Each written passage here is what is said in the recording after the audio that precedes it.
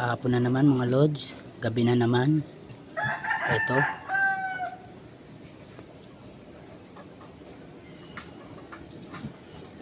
Nagbabantay tayo ng mga manok na aapon at baka mabitin sila.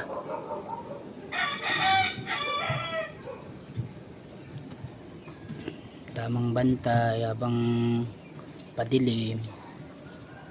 Tayo ay nag-aabang ng mga manok na mag-aasi apunan.